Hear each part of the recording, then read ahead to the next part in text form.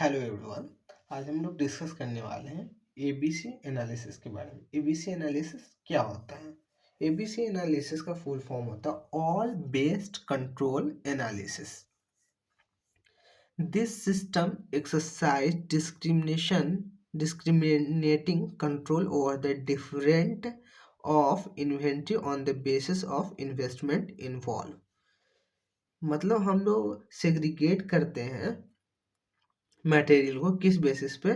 On the basis of investment involve, कितना invest किए हुए हम पर्टिकुलर रॉ मटेरियल में, उसके बेसिस पे हम लोग सेग्रीगेट कर रहे हैं ए कैटेगरी में, बी कैटेगरी में एंड सी कैटेगरी में। उसके वैल्यू के बेसिस पे कितना वैल्यू इन्वेस्टेड है रॉ मटेरियल के अंदर, उसके बेसिस पे हम लोग सेग्रीगेट करते हैं।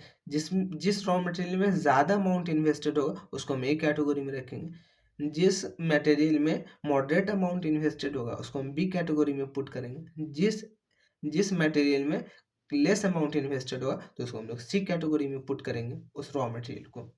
मतलब उसका मॉनिटर कैसे करेंगे, उस तरीके से करेंगे। मतलब प्रायोरिटी किस तरीके से देंगे किस रॉ मटेरियल को, वो किसके हेल्प से फाइंड करने वाले? ABC analysis. इसके लिए हम लोग करते हैं। In ABC analysis item are classified in 3 category.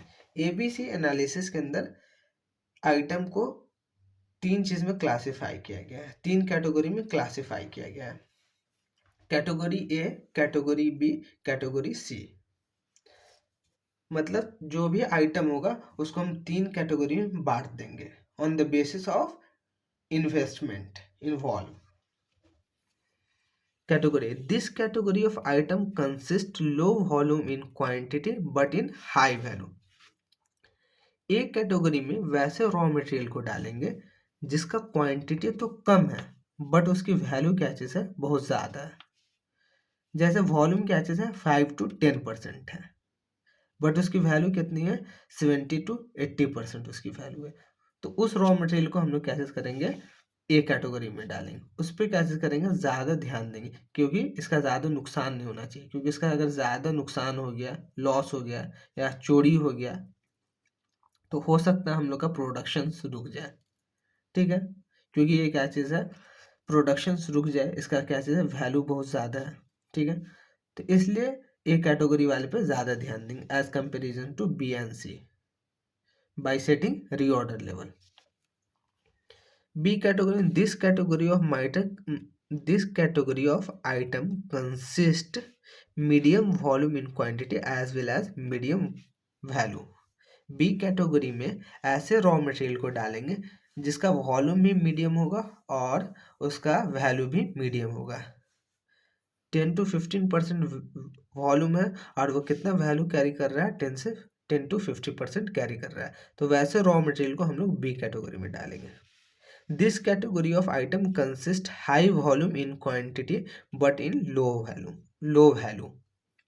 C category में वैसे रॉ मटेरियल को डालेंगे जिसका वॉल्यूम तो हाई है, मतलब क्वांटिटी ज़्यादा है बट उसका वैल्यू क्या चीज़ है? बहुत नेग्लिजिबल है। जैसे 70 to 80% क्वांटिटी है बट उसका वैल्यू क्या चीज़ है? 5 to 10% है। तो उसको हम लोग सी कैटेगरी में डाल देंगे वैसे मटेरियल्स को। It is also known as selective inventory management and management by exceptions. ABC analysis को सिलेक्टिव इन्वेंटरी मैनेजमेंट के नाम से भी जानते हैं और मैनेजमेंट बाय एक्सेप्शंस के नाम से भी जानते हैं। It is derive from Pareto analysis. ABC analysis जो डिराइव हुआ वो पैरोटो एनालिसिस से डिराइव किया गया।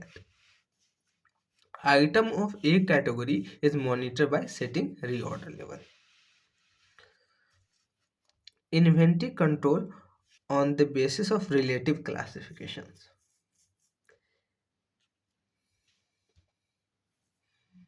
ABC analysis